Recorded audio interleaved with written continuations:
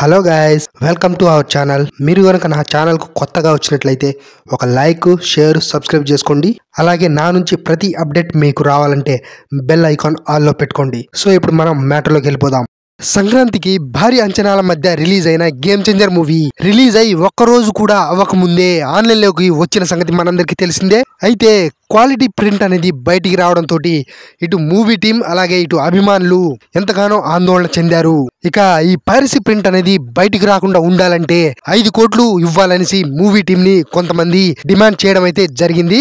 Piracy print ని leak చేశారనేసి ఇటీవల కొంతమందిని అరెస్ట్ చేయడం అయితే జరిగింది.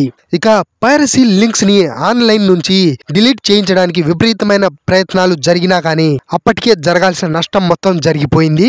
అయితే ఇప్పుడు గేమ్ చేంజర్ మూవీ మరోసారి పైరసీ బారిన పడింది. తమిళం మరియు హిందీలో మూవీకి సంబంధించిన మరింత హెచ్డి క్వాలిటీ పైరసీ ప్రింట్ అనేది బయటికి లీక్ అవడం అయితే జరిగింది. ఇక లేటెస్ట్ గా వచ్చిన పైరసీ ప్రింట్ లో ఓటీటీలో మూవీ రిలీజ్ చేస్తే ఎంత క్వాలిటీ ఉంటుందో అంత భారీ క్వాలిటీలో ఇప్పుడు లీక్ అవడం అయితే జరిగింది.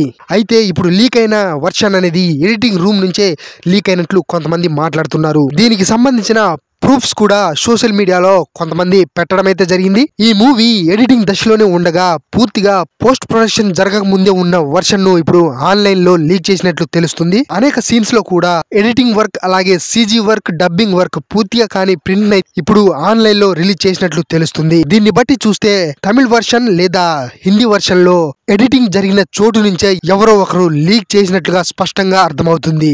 ఈ విధంగా మూవీకి పనిచేసిన వాళ్ళే ఇలా మూవీని ఆన్లైన్ లో లీక్ చేయడం అంటే ఇది మామూలు విషయం కాదు. ఇంతకంటే దారుణం మరొకటి ఉండదు. ఇక గతంలో కూడా అత్తారింటికి దారిది మూవీకి కూడా ఇలానే జరిగింది.